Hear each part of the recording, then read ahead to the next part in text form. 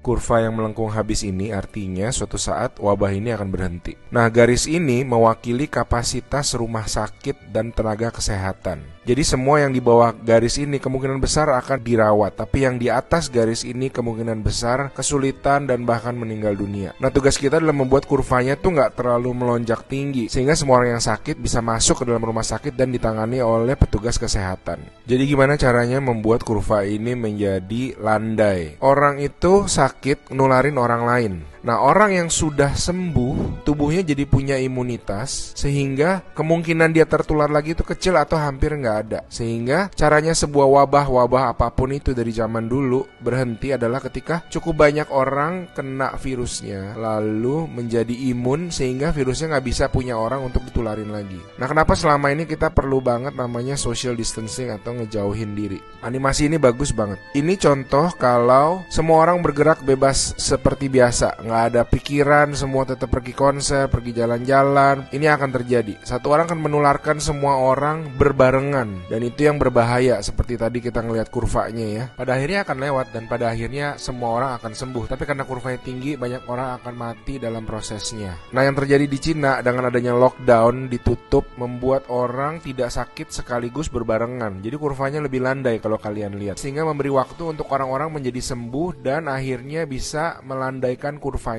Nah, sekarang kita lihat kalau kita lakukan namanya social distancing, yaitu kalau nggak harus banget, nggak usah pergi keluar. Kalau nggak penting-penting banget, nggak usah ketemu temen, nggak usah ada social function, semuanya ditunda dulu. Kita lihat apa yang terjadi. Nah, bahkan ini ada simulasi satu lagi. Kalau social distancingnya itu bener-beneran ekstrim, orang nggak boleh keluar, ada jam malam dan sebagainya. Ini yang terjadi. Kita lihat beda banget kan. Jadi ada orang yang akan tetap sakit, tapi mereka bisa masuk rumah sakit dan dirawat.